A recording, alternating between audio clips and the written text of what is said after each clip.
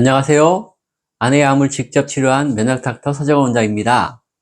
최근에 아내의 림파선암을 항암 치료 없이 제가 직접 치료한 사례 글들을 공개했더니 저의 블로그를 찾아주시는 분들이 부쩍 늘었습니다.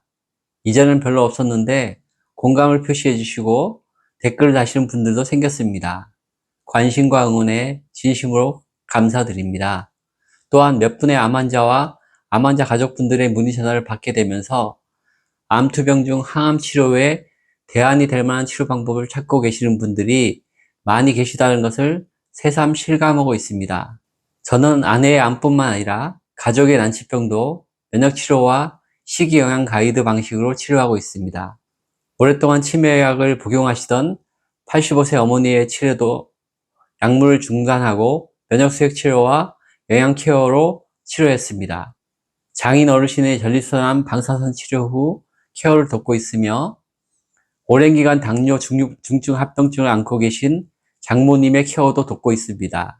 피부과 이비인후과를 전전하던 아들의 난치성 피부염과 비염도 식이영양을 바꾸는 방식으로 치료했습니다. 저 자신도 2020년 여름 코로나 1차 백신 접종 후 심근염과 심근경색이 와서 서울대 병원에서 스텐트 삽입을 했지만 약을 일주일만 복용하고 중단했습니다. 스텐트 삽입을 해주신 내과 선생님께서는 스텐트가 있어 혈전이 더 잘 막히기에 약 복용을 절대 중단하면 안 된다고 당부하셨지만 저는 지금껏 약을 복용하지 않고 있습니다. 심지어 매일 유정란을 2개씩 꾸준히 먹고 있습니다. 유정란에는 레시틴이 있어 콜레스테롤을 조절해 줍니다. 하지만 다른 분들은 무작정 따라 하시면 안 됩니다. 저는 격주로 면역수액을 맞고 있고 생식 분말 등 비교적 엄격한 식이영양을 실천하고 있기에 가능한 것입니다. 아내가 걸렸던 림파선암은 전신 혈액암에 속합니다. 현대의학적 치료 방법으로는 항암 치료가 주치료입니다. 하지만 항암 치료제는 완전 관해가 되더라도 재발 가능성이 높습니다. 처음엔 효과있던 항암제라도 재발하는 경우에는 내성이 생기기 마련입니다. 따라서 자가 조혈 모세포 이식을 염두에 두어야 하기에 혈액암인 경우 처음 진단 시부터 골수 검사를 진행합니다. 아내의 경우는 처음부터 항암 치료를 하지 않기로 결심했기에 골수 검사도 거부했습니다.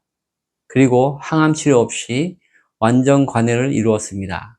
저희 어머님의 경우는 심근경색 동맥경화로 인해 스텐트 삽입술 후 20년 이상 약을 복용하고 계십니다. 더구나 치매 진단 후 수년간 치매약을 복용해 오셨습니다. 저는 어머님의 치매를 면역수액과 면역주사로 치료했습니다. 수년간 약을 복용했음에도 조금도 차질 없던 심각한 치매 증상이 몇 번의 치료로 현저히 좋아졌습니다. 이처럼 현재 병원에서 사용되고 있는 치료 방법만이 유일한 치료 방법은 아닙니다. 얼마든지 다른 방식으로 질병을 치료할 수 있습니다. 꼭 표준화된 치료 방법만을 고집할 필요는 없습니다. 표준화된 치료 방법이 자신과 가족에게 효과적이지 않다면 다른 치료 방법을 사용하는 것이 도움이 될 수도 있습니다. 제가 지금 생각하는 진짜 치료 방법은 몸이 가진 본래의 자연 치유력과 면역력을 되살리는 것입니다. 혈액과 림프액 그리고 뇌 척수액이 온몸을 돌면서 세포와 조직에 영양과 산소, 생명에너지 그리고 면역 정보들을 전달하고 있습니다. 뿐만 아니라 대사부산물과 각종 염증 물질들을 배출시켜주고 있습니다.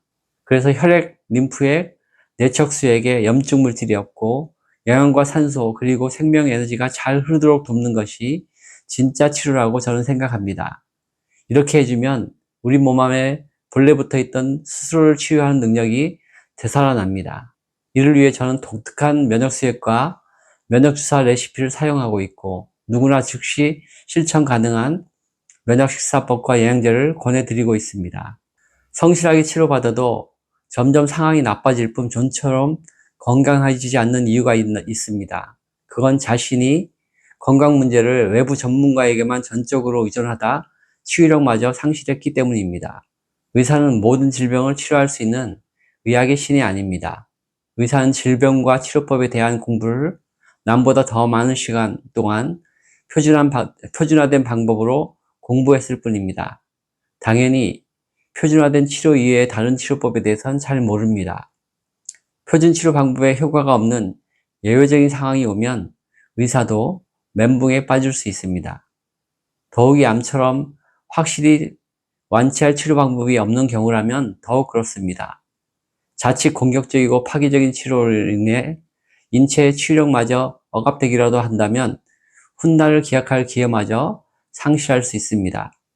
병원의 표준치료는 정확한 진단을 받고 신속히 위험한 상황을 벗어나는데 분명 큰 도움이 됩니다. 하지만 그 이상을 기대하는 건 무리입니다.